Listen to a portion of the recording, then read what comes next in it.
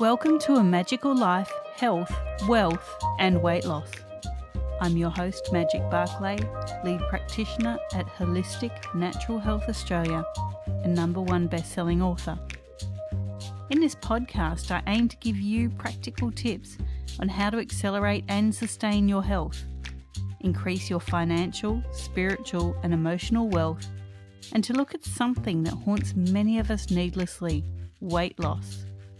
In some episodes, I'll have guests available to give you even more tips, but in others, the floor is yours. Drop us a line at A Magical Life Podcast on Facebook and let me know what you would like to know more about. Now, sit back and enjoy, because it is time for you to create and truly discover a magical life. Welcome back to A Magical Life. I'm your host, Magic BARCLAY, and today I'm again joined by author Tara Galeano, who has worked with women for over 2 decades to get their sexy back. Welcome back, Tara. Thanks so much, Magic. It's a pleasure to be here. Now, listeners, we are talking about sex. Disclaimer, please don't feel uncomfortable. Please do keep an open mind for this episode. Tara, let's talk about intimacy in relationships and how to increase it. But let's also not leave out the people that might be creating new relationships at whatever point in life they are. Sure, absolutely. I like to be as inclusive as I can be in my conversations around sex and sexuality and how to increase intimacy, because I think that we're all very different and that the variations of human sexuality are vast. I'm always amazed at how different we are. And as I said in our last episode, that what I find is that as we mature, there is a greater desire for deeper levels of intimacy. And what I also know is that it is foundational to begin that intimacy with ourselves, is that we can't really successfully cultivate it with another if we don't know how to be intimate with ourselves. And that is on all levels: emotional, psychological, spiritual, sexual, physical. And so creating more intimacy, I would say, comes down to the 3 pillars, is what I kind of have encoded that information in, is body wisdom, desire, and pleasure. And body wisdom is coming into the inherent wisdom in the body, that when we're able to have a better sense of what feels pleasurable for ourselves, then we're able to better describe that to another. And it doesn't matter whether that person is somebody new to us or somebody that we've been on this planet for a long time with, is that sometimes there's the opportunity to explore experiences with new eyes, which give a fresh perspective, again, because we're dynamic beings and we've gone through many different experiences in a lifetime. And what is true today for us may not have been true 10, 20 years ago, but we get to name that today based upon what is true for us in our bodies. And I think that is really important. And then to be able to speak what we've identified, which is true for us, is also really powerful. And sometimes what I find is that we don't have the words, and that we can feel shy or we could feel afraid to say what it is that we really desire, what really brings us pleasure, sexually or otherwise. And the opportunity is to begin to share that. And what that does when we identify our pleasure and then we begin to speak it, is it ultimately creates more intimacy in the relationship. And that is a really powerful process. So again, I invite you to identify what's true for you by looking and observing what you notice in your body, and then beginning to speak that pleasure out loud. And then the third thing is to notice how the intimacy begins to shift in your relationship because you're being more vulnerable. Now, something that many people find with a partner is that maybe their sexual appetite is different. So how do you encourage people to have those discussions, those really open and frank discussions of, this is what I need? great. I think that's a brilliant place to be when you can actually openly say what it is that you desire. And oftentimes, what I find is that when we approach the conversation, we're reducing it to frequency. So I'd like to have intercourse 2 or 3 times a week. And people might just say, I'd like to have sex 2 or 3 times a week. Great. And what I often find is that if there is an incompatibility in one of the partners saying, no, I don't want to do that, or I don't know about that, which is also a no, then they need to negotiate that. And it is great to say no. I really encourage people to say no, because when you're really clear with your no, then your yes is that much more powerful. And oftentimes, the person who is initiating what they think is intercourse actually wants intimacy, and they're satisfied with other ways of being intimate that are not just intercourse. And what I find is that because we are vast human beings with vastly different experiences and histories when it comes to sex and sexuality, that we can negotiate this in a very loving manner, because we can say, I actually want to be affectionate with you, or I actually want to just hold you, or I actually want to have this emotional connection to you, and that would be really satisfying. And so I think that when we reduce sex down to penile vaginal penetration, I hope that's okay to say, but when we reduce it just to that, we're leaving off the table all the other ways to be intimate and loving with our partner. And that those are really appropriate to say, no, I don't want to have intercourse with you, but I will hold you, or I would stroke your head, or I would gaze lovingly into your eyes, which can feel really good on so many levels and actually quite intimate.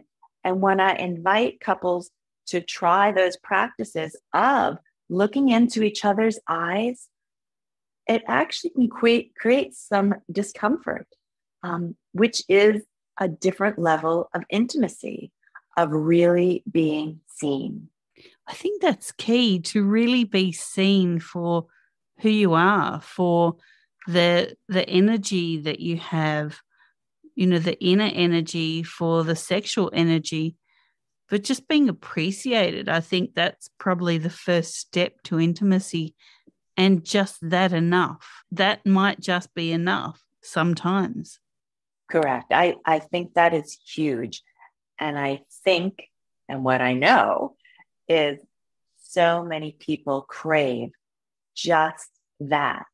And because they don't have a sophistication or a savviness with their own sexuality, they imagine that the only way to have that intimacy is through a sexual act, which may or may not be true.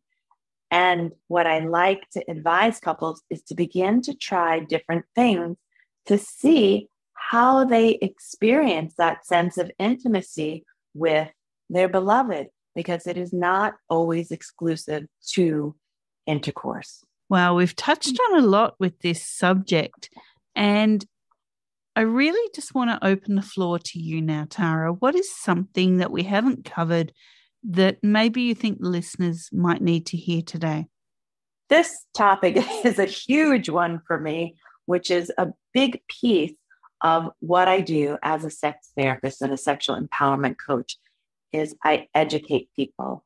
What I find is that either direct experience of pornography or indirect experience pornography, which is a form of entertainment, has filled in what people know about sex and sexuality.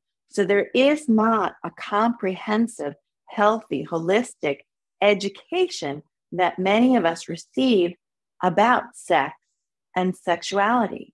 And so what it is filled in with is, again, the entertainment, and I would say anecdotal information from friends. If one does get education from their family of origin, that is awesome. And if one does get information from an educational institution, that is awesome. And even those tend to focus on prevention, prophylactic use, and safety. And so there is not a huge endorsement of pleasure. And so educating ourselves as adults about pleasure can be an arduous task, because who do we trust, right? And how do we proceed? And how do we know we're getting a reliable source? And also the layers of shame and guilt. Because even though we may not have gotten that from religious institutions or other places, cultural institutions, we may have inferred that because of the lack of information out there. Because if it was something that was freely communicated, like nutrition, you eat vegetables because you want to be healthy, you know a little bit about sleep, you get 8 hours of sleep, and there's some fluency and comfort around the conversation about those tenets of health. But when it comes to sex, nobody's really talking about it. And so it's inferred, I would say, because of the quietness, that it's not okay to talk about. And so there's so many layers that we need to uncover and peel back in order to really be okay with experiencing pleasure in our bodies. And that is a tremendously powerful place to be, to know that it is great to claim your pleasure, that it is natural to claim your pleasure, that in many ways we're designed as humans to experience pleasure. I'm so glad you mentioned that. And pleasure, listeners, does not need to be something that you're ashamed of, doesn't need to be something that you hide away. Pleasure comes in many forms, but the need to embrace it is key. You really do have to let the world know what makes you happy, because that will help you connect with other people who may have the same need, who may have the same ideals. Yeah, I love that. And I absolutely agree. Yes. So it is only through the expression of our desires that we can then find like-hearted or like-minded people. And that's important, so we don't feel lonely. Belonging is important. A community is important. A loving relationship, a loving family is great. Now, we've covered a lot in this episode, and it might be a lot for the listeners to take in, certainly if they haven't considered this topic before. So people can find you at rediscoveringmybody.com. What can they find on your website? On my website, they'll find some coaching packages that I offer. So you could work with me individually, or you can work with me as a couple, which I think is really critical. What I like about the container of the coaching packages is they are 3 and 6 months. So you can clearly identify your goals and then begin to work towards them, which is a different model than therapy. I also host classes. Right now, I'm hosting a class called Rediscovering My Body, which is specifically for women based on my book, Rediscovering My Body. And I also offer educational videos on my YouTube channel, which are on my website as well. Fantastic. Now, listeners, this was your episode 195. I hope you've gotten lots of great information from Tara. And Tara, thank you for joining us again. My pleasure, Magic. Thank you for having me. Listeners, thank you so much for your time. Go forth and create your magical life. Thanks for listening today. Please subscribe to hear future episodes, leave a review, and share this podcast. You can follow us on Facebook at A Magical Life Podcast or at Holistic Natural Health Australia. That's holistic with a W. You can find us on Instagram at Holistic Natural Health or at www.holisticnaturalhealth.com.au. That's where you'll access all sorts of articles, freebies, and more.